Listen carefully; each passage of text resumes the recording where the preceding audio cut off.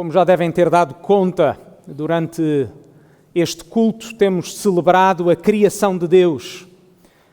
Temos celebrado porque Deus criou todas as coisas. Temos celebrado porque Ele também nos criou a nós. E lemos nas Escrituras que Ele criou tanto homens como mulheres.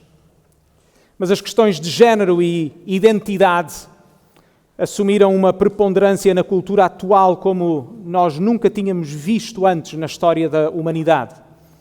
Este é um assunto sempre presente no nosso dia-a-dia, desde a política à arte, seja literatura, música, cinema, à publicidade, mas também na nossa esfera de amizades, colegas de trabalho, família. É um assunto de tal modo abrangente em termos sociais, que já não é apenas um assunto que nós ouvimos falar, mas que afeta cada vez mais os nossos relacionamentos. Aquelas que foram as verdades quase universais na história da humanidade são hoje questionadas. Pela primeira vez na história, argumenta-se que o sexo e o género são duas realidades distintas, de que o sexo é uma realidade biológica, enquanto o género é do foro da psicologia. Argumenta-se que o género está associado à liberdade pessoal e é definido pelo eu. E por isso é possível, dizem, que alguém possa ser um homem preso num corpo de uma mulher. E é neste contexto cultural que não é possível ler o texto bíblico que está agendado para hoje sem desconforto. A nossa cultura de tal forma deturpou o significado de género que a mera afirmação, notem isto, que a mera afirmação que homem e mulher são realidades objetivas passou a ser para alguns uma das maiores ofensas do tempo moderno.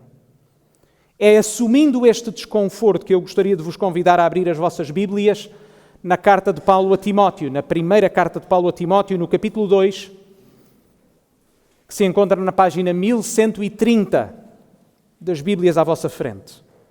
Primeira carta de Paulo a Timóteo, capítulo 2, versículos 8 a 15.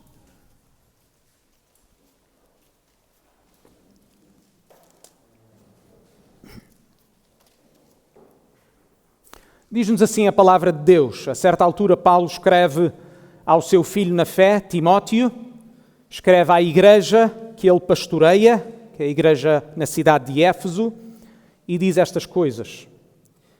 Quero, pois, que os homens orem em todo lugar, levantando mãos santas, sem ira nem contenda. Que, do mesmo modo, as mulheres se ataviem em traje honesto, com pudor e modéstia, não com tranças ou com ouro ou pérolas ou vestidos preciosos, mas como convém a mulheres que fazem profissão de servir a Deus, com boas obras. A mulher aprenda em silêncio, com toda a sujeição. Não permite, porém, que a mulher ensine nem use de autoridade sobre o homem, mas que esteja em silêncio. Porque primeiro foi formado Adão, depois Eva. E Adão não foi enganado, mas a mulher, sendo enganada, caiu em transgressão. Salvar-se-á, porém, dando à luz filhos, se permanecer com modéstia na fé, no amor e na santificação. Para uma cultura que já nem sequer reconhece o género masculino e feminino, a ideia que homens e mulheres são distintos nas suas funções é interpretada como um modelo ultrapassado que deve ser enterrado nos livros de história como uma má memória dos tempos de uma sociedade patriarcal que subjugava as mulheres. É assim que a cultura secular e o movimento liberal interpretam este texto. O apóstolo Paulo era misógino, um representante típico da cultura patriarcal da época que desprezava as mulheres. Mas notem que não é apenas a cultura secular ou o movimento liberal que menospreza textos da Bíblia como estes. É no movimento evangélico e no contexto conservador que existe um número crescente de vozes que, envergonhados porque estes textos se encontram na Bíblia, procuram razões para desculpar o que as Escrituras afirmam de forma clara e explícita. O argumento mais comum para contornar este texto é a cultura da época, ou seja, de que este texto não é para ser aplicado hoje. Os argumentos podem ser mais ou menos sofisticados, mas praticamente todos têm em comum o facto de que assumem que o que Paulo diz é circunstancial e não é universal. Estas pessoas argumentam que as limitações que Paulo coloca às mulheres no que diz respeito ao exercício de autoridade e ensino foram apenas uma resposta a um problema específico daquela comunidade e que Paulo nunca desejou que este texto fosse aplicado universalmente a todas as igrejas. E por isso mesmo a igreja não deve seguir as ordens que Paulo deu. Mas deixem-me dizer de forma direta e clara, estas explicações não são convincentes. O problema com estes argumentos é que evitam o texto que dizem procurar compreender. E digo isto, sei que é ousado, mas permitam-me dizer isto de forma clara. E deixem-me explicar. Quando nós lemos este texto, por muito difícil que nos seja de ouvir, por muito difícil que seja na cultura em que nós vivemos, notem como Paulo não apenas dá uma ordem a Timóteo para ser aplicada naquela igreja, mas ele explica a Timóteo a razão pela qual deve ser a prática na igreja. Entendem? Ou seja, é o próprio autor deste texto que nos diz o porquê daquela ordem. Vejam os versículos 13 a 15, mais uma vez. Ele diz assim: porque primeiro foi formado Adão, depois Eva, e Adão não foi enganado, mas a mulher, sendo enganada, caiu em transgressão. Notem como é o próprio autor que nos informa quais as razões que são a base do seu argumento. Ele aponta 2 eventos históricos com base do seu argumento. Para Paulo, as razões pelas quais as mulheres não devem exercer autoridade e ensinar na igreja são estas. Razão número 1, versículo 13, porque primeiro foi formado Adão e depois Eva. Paulo aponta para a ordem da criação, que nós encontramos em Gênesis 2. Segunda razão, Adão não foi enganado, mas a mulher, sendo enganada, caiu em transgressão. Aqui é uma referência ao pecado original que nós lemos em Gênesis 3. Ao dar-nos estas razões, Paulo como que nos está a convidar a ler, estudar e compreender os primeiros capítulos da Bíblia. E é exatamente isso que nós vamos procurar fazer hoje. Aquilo que vamos fazer em 2 etapas é que hoje vamos aos primeiros 3 capítulos de Gênesis e vamos procurar entender os argumentos de Paulo, para que depois, na próxima pregação, na primeira carta a Timóteo, nós possamos ir a este texto com uma nova compreensão e procurar então entender o que é que Deus nos chama e como é que Deus nos chama a viver hoje. E por isso convido-os a abrir as vossas Bíblias no primeiro livro da Bíblia, Gênesis, que significa princípio. É irem ao início das vossas Bíblias, logo no primeiro capítulo. E, obviamente, não vamos ler os capítulos completos, porque isso seria impossível no tempo que nós temos aqui, mas deixem-me convidar-vos a ir a alguns versículos que nos ajudam a compreender o argumento de Paulo. Pensem desta forma: o livro de Gênesis, que significa princípio, especialmente os capítulos 1 a 3, é o fundamento para entendermos quem somos, como fomos criados e como devemos viver, porque é aí que nós vemos como fomos criados e porque é que Deus nos criou. Nestes capítulos nós aprendemos que fomos criados por Deus, que Deus nos criou à sua imagem e que o género humano, ou seja, homens e mulheres, foram criação divina. Nestes capítulos nós encontramos verdades profundas sobre o que significa o género humano, o que significa ser homem e mulher, a sua igualdade, mas também a sua diferença. Mas estes 3 capítulos também nos ensinam acerca das consequências devastadoras da negação dos géneros humanos e da sua complementaridade. Mas vamos começar pela parte positiva, vamos começar pelo capítulo 1. Capítulo 1, vejam os versículos 26 e 27, quando lemos assim: E disse Deus: façamos o homem à nossa imagem, conforme a nossa semelhança, e domine sobre os peixes do mar, e sobre as aves dos céus, e sobre todo o gado, e sobre toda a terra, e sobre todo o réptil que se move sobre a terra. E criou Deus o homem à sua imagem, à imagem de Deus o criou. Macho e fêmea os criou. Em Gênesis 1, a Bíblia começa por revelar-nos esta verdade fundamental. Homem e mulher foram criados à imagem de Deus. Isto significa que, em essência, como seres humanos, homens e mulheres são igualmente valiosos e dignos diante de Deus. Quando lemos no texto, façamos o homem à nossa imagem, a palavra homem aqui refere-se à espécie humana, à humanidade como um todo, não a um género, não ao homem como um género, mas ao ser humano. É crucial entender isto. Nós somos distintos de toda a criação, porque homens e mulheres foram criados à imagem de Deus. Toda a criação reflete a glória de Deus, mas só os seres humanos foram criados à sua imagem. E a Bíblia continua ao afirmar, vejam o versículo 27, macho e fêmea os criou. A humanidade foi criada com 2 géneros e ambos, homem e mulher, macho e fêmea, são igualmente portadores da imagem de Deus. Não existem na Bíblia graus de humanidade. Existem sim seres humanos, a espécie humana, que existe em 2 géneros e foi criada em 2 géneros que são igualmente dignos e preciosos aos olhos do seu Criador. A Bíblia ensina por isso esta igualdade ontológica entre homem e mulher. Ela é a base do nosso ser. Homem e mulher não são superiores ou inferiores um ao outro na sua humanidade. E por isso estas 2 verdades complementares que são essenciais. Em primeiro lugar, Deus criou o ser humano à sua imagem. Notem, Deus é o Criador, nós somos as criaturas. Se quisermos conhecer quem somos, é necessário conhecer Deus, porque nós fomos criados à sua imagem para o refletir. Este é o aspecto mais básico da natureza humana. Somos seres criados à imagem de Deus. Pensa nesta verdade maravilhosa. Tu foste criado de entre toda a criação de Deus para refletir quem Deus é. Tu não és Deus, mas existes para refletir a glória e o caráter do próprio Deus. Que privilégio, que coisa maravilhosa.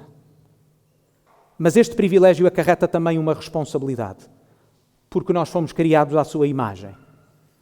A imagem é um reflexo e, portanto, nós existimos com este propósito de refletir a glória de Deus. A identidade humana é uma criação divina, não é uma criação psicológica. Deus é o Criador, nós somos as criaturas. Deus é o autor e nós somos a sua obra. É Ele que diz quem nós somos. A nossa identidade é encontrada nele e apenas nele. Ao mesmo tempo, Gênesis 1 afirma que Deus criou o ser humano com 2 géneros, homem e mulher. Um homem não é mais humano que uma mulher, nem vice-versa. Ambos refletem a glória de Deus, ambos refletem o seu caráter de maneiras únicas e complementares. Notem que o ser humano foi criado como macho e fêmea, homem e mulher. Isto significa, por um lado, igualdade, mas também distinção. Os 2 são seres humanos, mas ao mesmo tempo eles são diferentes. O primeiro capítulo de Gênesis termina desta forma, versículo 31. E viu Deus tudo quanto tinha feito, e eis que era muito bom. Notem que Deus olha para a sua criação, e em especial quando os seres humanos já estão criados, quando temos homem e mulher numa perfeita unidade, e Deus olha para tudo o que fez, e Ele diz que é e que era muito bom. Deus não criou as coisas de forma aleatória, Deus criou as coisas de forma boa e bela, tudo com um propósito. A criação da humanidade, homens e mulheres, não foi um acaso. Não foi apenas uma decisão caprichosa do nosso Deus. É por isso que afirmar a masculinidade e a feminilidade, afirmar que homem e mulher são uma realidade objetiva, não é apenas afirmar a verdade, é celebrar quem Deus é e a sua criação. Mais uma vez, versículo 31, e viu Deus tudo quanto tinha feito, e eis que era muito bom. Vamos ao capítulo 2, Gênesis 2. Pensem desta forma, se Gênesis 1 nos dá como que uma visão panorâmica da criação de Deus, desde o primeiro até ao 7º dia, dá-nos uma visão panorâmica de tudo o que Deus fez, de tudo o que Deus criou. Gênesis 2, de certa forma, faz como um zoom. É como que fazer um zoom ao dia 6 para ver com mais pormenor a criação da humanidade, em particular da forma como Deus criou homem e mulher. O capítulo 2 não anula ou é contra o capítulo 1, é antes pelo contrário, ele complementa, dá-nos mais informação, mostra-nos um pouco mais da forma como Deus criou homem e mulher. Vejam o versículo 7 do capítulo 2. E formou o Senhor Deus o homem do pó da terra e soprou em seus narizes o fôlego da vida, e o homem foi feito alma vivente. No capítulo 2 de Gênesis, vemos que Deus criou Adão primeiro. Aqui homem refere-se a Adão. Este é o primeiro argumento que Paulo vai utilizar na carta de 1 a Timóteo, capítulo 2. Notem que esta ordem não foi aleatória, porque Deus não faz nada por acaso. Ele foi criado primeiro e a ele foi dado uma responsabilidade e uma ordem. Notem como está claro neste texto. Vejam o versículo 15, onde Deus dá uma responsabilidade a este homem, a este Adão. Quando diz, e tomou o Senhor Deus o homem e o pôs no jardim do Éden, vejam-o de propósito, para o lavrar e o guardar. De uma forma simples, a Adão foi dada a responsabilidade de cuidar e de proteger da criação de Deus. Esta responsabilidade vai ocupar um lugar central no capítulo 3, mas lá chegaremos. Vejam agora nos versículos 16 e 17 a ordem que Deus dá a Adão. Disse-lhe, e ordenou o Senhor Deus ao homem, a Adão, dizendo, de toda a árvore do jardim comerás livremente, mas da árvore da ciência do bem e do mal, dela não comerás, porque no dia em que dela comeres, certamente morrerás. Notem que, nesta narrativa, Eva ainda não tinha sido criada neste momento.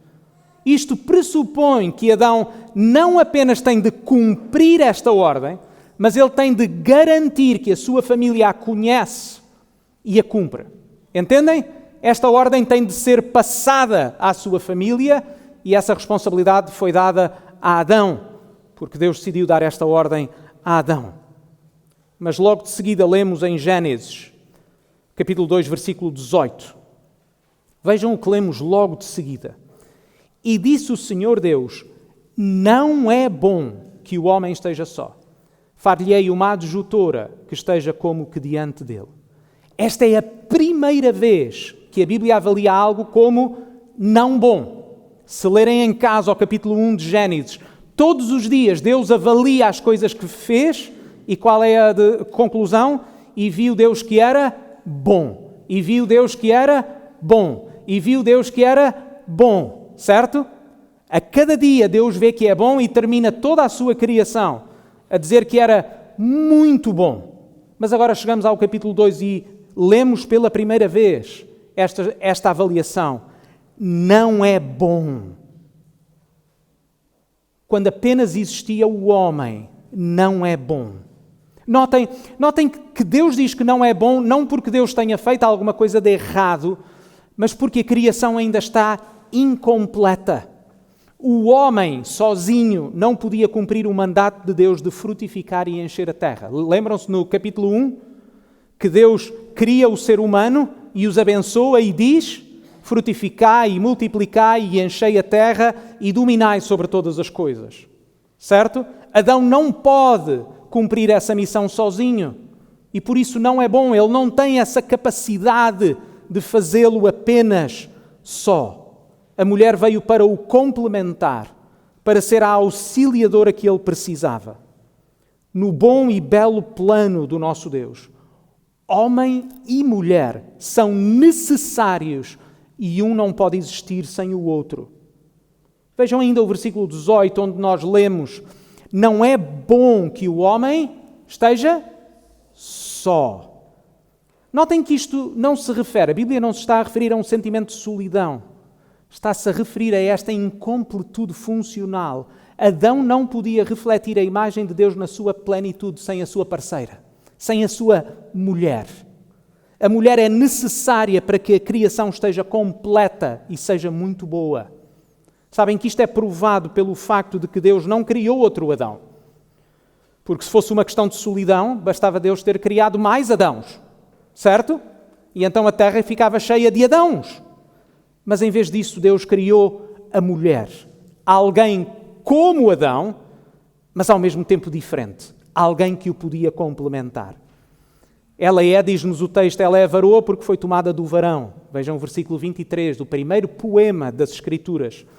Esta será chamada varoa, porquanto do varão foi tomada. O homem estava apaixonado. Ainda no versículo 18 nós lemos isto. Far-lhe-ei uma adjutora. A palavra adjutora ou auxiliadora não implica inferioridade. Pelo contrário, ela aponta para uma força. Notem, o texto tinha acabado de dizer não é bom. Não é bom porque Adão sozinho não consegue cumprir a sua missão. E, portanto, esta auxiliadora não é algo fraco, mas sim uma força, um suporte essencial sem o qual Adão está incompleto. É alguém que tem a capacidade de ajudar o homem de forma vital. Ela é capaz de fazer o que Adão não consegue fazer sozinho. Ela não foi criada para ser Adão ou para cumprir a função de Adão, mas para se juntar e auxiliar Adão na sua responsabilidade e missão. Nas Escrituras nós não encontramos nenhuma ideia de inferioridade, mas sim de funções diferentes. É por isso que nós lemos duas vezes esta expressão. Vejam o versículo 18 e o versículo 20, onde aparece duas vezes esta expressão, que esteja como diante dele. Significa alguém do seu nível, alguém que seja tão humano quanto ele, alguém que esteja à sua altura. É por isso que nenhum animal, lemos nesta narrativa, foi suficiente para complementar Adão. A Bíblia diz que nenhum animal estava à altura para auxiliar o homem, porque ele precisava de alguém do seu nível, da sua categoria. Ouçam estas palavras de um homem do século XVII, que de forma poética escreveu desta forma, ao comentar exatamente este texto. O nome deste homem era Matthew Henry. Ele diz assim: a mulher foi feita de uma costela do lado de Adão. Não foi feita da sua cabeça para governar sobre ele, nem dos seus pés para ser pisada por ele, mas do seu lado para ser igual a ele, debaixo do seu braço para ser protegida e perto do seu coração para ser amada. Quem disse que os homens antigos tinham sempre uma visão inferiorizada em relação à mulher? Este homem escreveu no século XVII, com estas palavras extraordinárias e belas em relação à beleza da complementaridade entre homem e mulher. Que linda imagem, que realidade maravilhosa. Que Deus criou todas as coisas com uma ordem, com um propósito, e criou o homem e a mulher de uma forma boa, de uma forma bela, de uma forma perfeita. Entendam que é por isso mesmo que Deus se opõe a qualquer tipo de práticas que deturpam o que significa ser homem e mulher como Deus os criou. Entendem? Não é algo caprichoso da lei de Deus. Paulo vai ensinar na sua carta aos Efésios que Deus criou homem e mulher com o propósito último de representar o relacionamento entre Cristo e a sua Igreja. E por isso não existe relacionamento mais belo, relacionamento mais íntimo e profundo à face da terra do que o casamento. Porque o casamento representa algo único e tão elevado como o relacionamento entre Cristo e a sua Igreja. É exatamente por isso que qualquer deturpação deste relacionamento é altamente ofensiva para Deus e ao mesmo tempo perigosa para nós. Deus deu-nos o casamento como algo bom. Deus deu-nos o relacionamento entre homem e mulher com um propósito definido. E, infelizmente, a humanidade decidiu conspurcar essa imagem com formas deturpadas acerca do casamento. O casamento criado para representar a união perfeita entre Cristo e a sua Igreja, na qual homem e mulher se entregam um ao outro de forma complementar e num amor sacrificial, é tantas vezes usado apenas para mera satisfação de desejos e de paixões pessoais. É exatamente por isso que o divórcio, a imoralidade sexual, o julgo desigual, a poligamia, a homossexualidade, a transexualidade não são mais do que deturpações do bom plano da criação de Deus. Todas estas formas conspurcam a imagem perfeita do que significa ser homem e mulher, tal como Deus criou. Negarmos, notem isto, negarmos o nosso género é negar algo que foi criado belo. É negar que Deus nos criou de uma forma perfeita e com um propósito perfeito. Entendem? Entendem que as leis de Deus, elas não são caprichosas. Que elas têm uma razão, porque Deus faz todas as coisas bem. E a Bíblia ensina-nos que foi exatamente essa negação que nos separou de Deus. Vamos ao capítulo 3 do livro de Gênesis e ao último ponto da nossa pregação. Deixem-me propor isto. Deixem-me propor que uma das formas de compreender a queda, o primeiro pecado, pode ser como o fracasso do primeiro casamento. A quebra do plano original de Deus para o homem e mulher. Foi o resultado direto de Adão e Eva não ocuparem as responsabilidades que lhes foram atribuídas por Deus e que nós lemos em Gênesis 2. No primeiro versículo nós lemos assim, vejam Gênesis capítulo 3, versículo 1. Ora, a serpente era mais astuta que todos os animais do campo que o Senhor Deus tinha feito. E esta disse à mulher, é assim que Deus disse, não comereis de toda a árvore do jardim? Notem que o capítulo 3 introduz uma nova personagem, introduz esta serpente. Nada dela sabemos, à exceção de uma característica. O que é que o texto diz? Qual é a única característica que nós temos em relação a esta serpente? Ela era astuta, ela era sagaz, ela era esperta, mas neste contexto com uma conotação negativa. Ela era enganosa. Notem como a serpente astuta não vai ter com Adão, que tinha recebido, lembram-se, no capítulo 2, a ordem direta de Deus em relação àquilo que deveriam comer e àquilo que não deveriam comer. Ela, astuta que é, vai falar com a mulher. O primeiro ato da astúcia da serpente não são, como muitas vezes pensamos, as suas palavras enganosas. A primeira atitude da sua astúcia é ir falar com a mulher em vez de falar com o homem. Ela não se dirige àquele a quem Deus deu a responsabilidade de liderar e proteger, mas sim à mulher.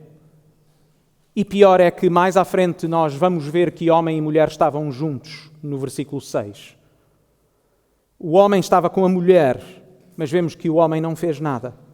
Ele não assumiu a liderança de proteger a sua esposa e de guardar o mandamento como Deus lhe tinha dado. Mas agora quero que reparem este padrão. Deus tinha dado o mandamento a quem? Gênesis 2, 15 a 17. Tinha dado o mandamento ao homem. Depois a serpente vem ao jardim, astuta, enganosa, e fala com a mulher. Mas quando Deus vem ao jardim para pedir responsabilidades, Adão e Eva estavam juntos e com quem é que Deus fala? Porquê? Entendem? Quando Deus vem ao jardim para chamá-los à responsabilidade, Ele não pergunta a Eva primeiro. E não é que Eva não tenha responsabilidades, porque ela claramente tem.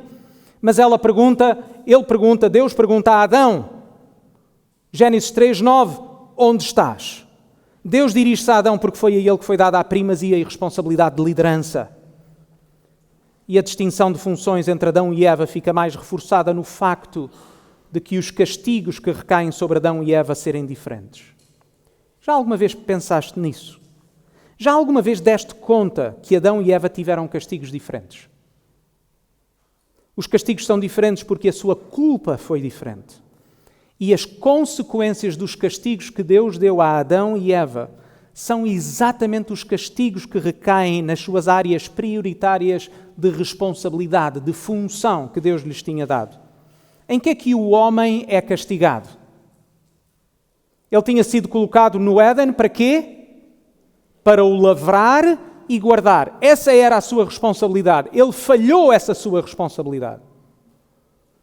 E ele é condenado e ele é amaldiçoado exatamente no ponto dessa sua responsabilidade. Agora a terra que devia dar o fruto no seu tempo próprio, agora ele vai passar a trabalhar essa terra com suor. E nem sempre a terra lhe vai dar proporcionalmente ao que ele vai trabalhar. A mulher que tinha sido criada para auxiliar Adão, que foi criada para o homem, para ser sua mulher, para ser a mãe de todos os seres vivos, de todos os seres humanos, obviamente. Em que é que ela é castigada?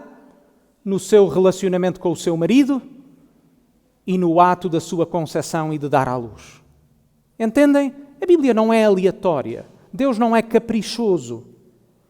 Existe uma lógica porque Deus criou todas as coisas boas e belas.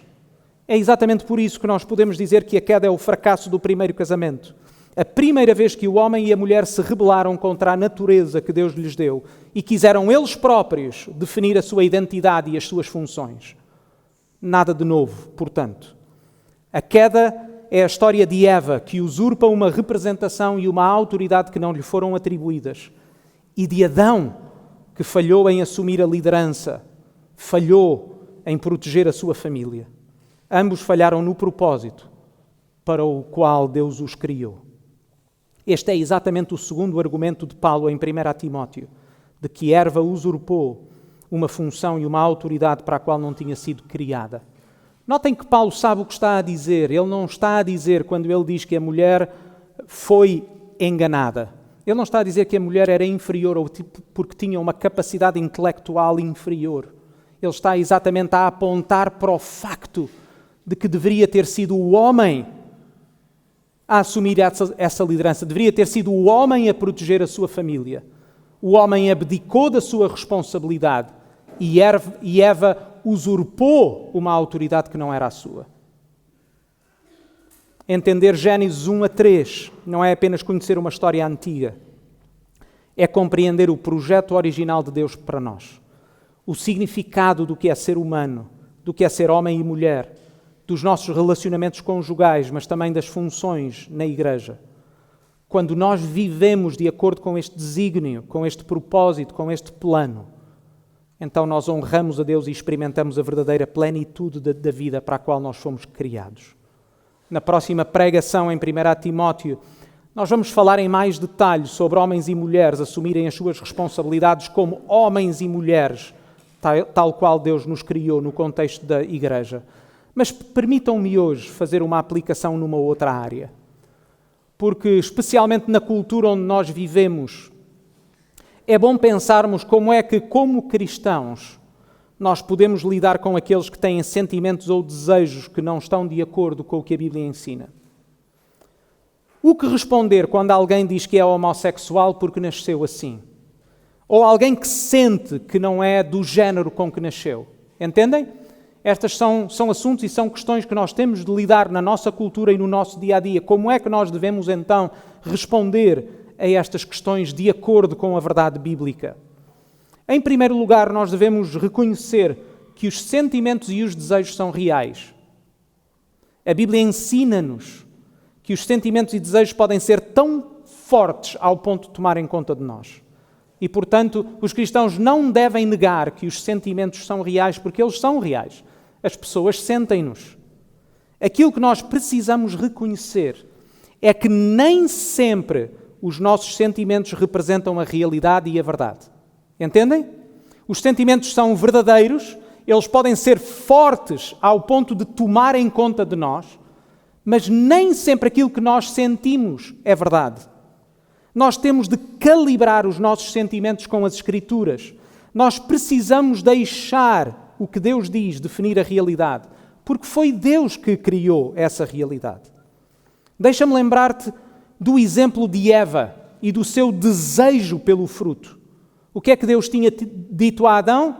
Que aquele fruto não era bom para se comer. O fruto não passou a ser bom porque ela passou a desejá-lo. O fruto não passou a ser bom porque Eva achou que o fruto era bom. O fruto era mau, independentemente do que Eva pensasse ou sentisse. Porque o que Deus diz é sempre verdade. O que Ele revela é sempre verdade e é sempre bom. Agora, deixa-me dar-te um outro exemplo da nossa experiência. Uma deturpação de um grau que todos reconheceremos como mau. A pedofilia. A pedofilia é a atração sexual de um adulto por uma criança, que leva muitas vezes a abusos e a violação dessas mesmas crianças. É um crime, nós devemos dizê-lo de forma clara e explícita, é um crime horrendo, é um crime com consequências devastadoras para aquelas crianças.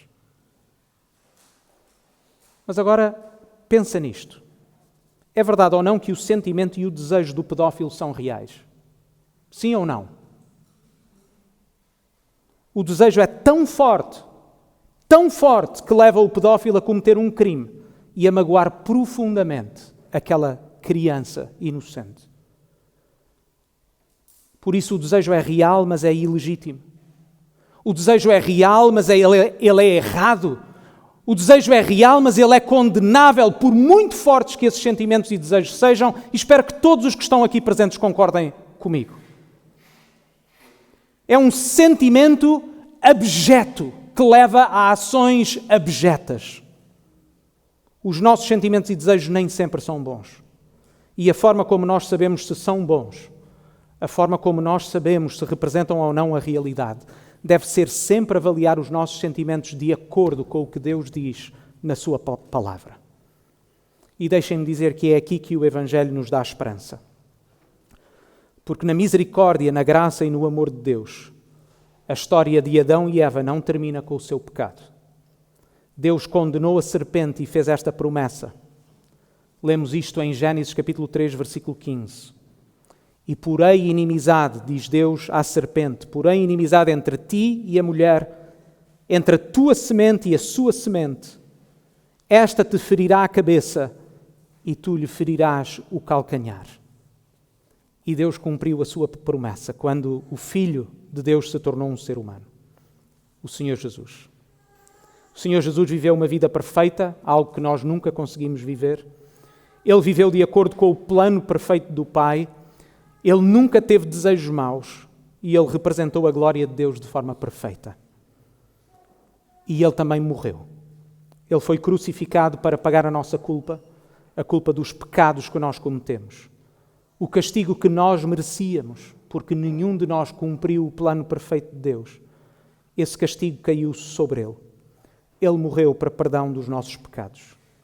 A Bíblia ensina-nos que todos aqueles que colocam a sua fé e a sua confiança em Jesus, que se arrependem dos seus pecados, são perdoados por Deus.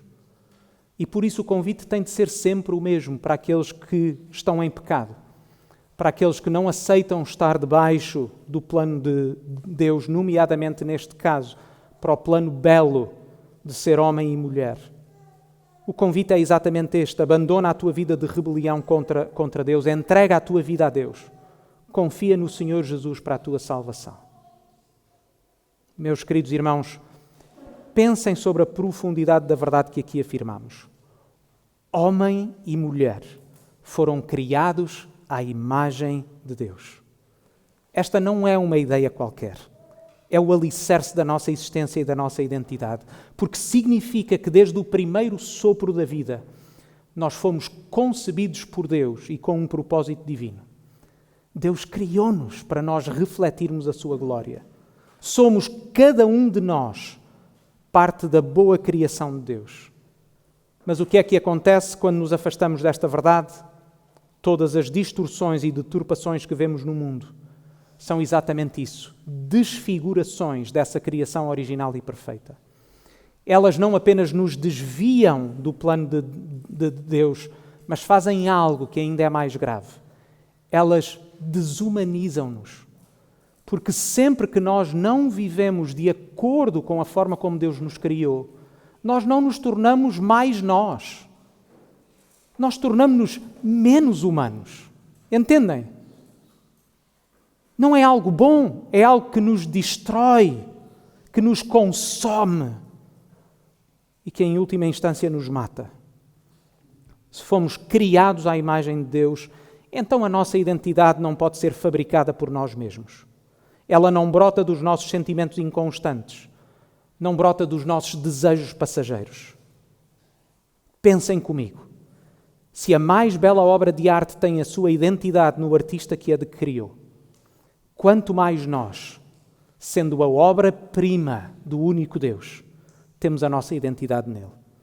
A nossa verdadeira identidade deve ser encontrada antes de tudo e acima de tudo no Deus que nos criou. Permitam-me reforçar, tu não precisas de criar a tua identidade. Tu tens uma identidade que o próprio Deus te deu no momento da tua concepção. A jornada de uma vida plena e verdadeira é a de descobrir e viver de acordo com essa identidade que Deus, na sua infinita sabedoria, na sua infinita bondade e amor, já estabeleceu para cada um de nós. E Deus faz todas as coisas bem. E Deus faz todas as coisas de forma sábia. E Deus faz todas as coisas de forma bela. Nas palavras do apóstolo Paulo, este deve ser o nosso desejo. Romanos, capítulo 12, versículos 1 e 2.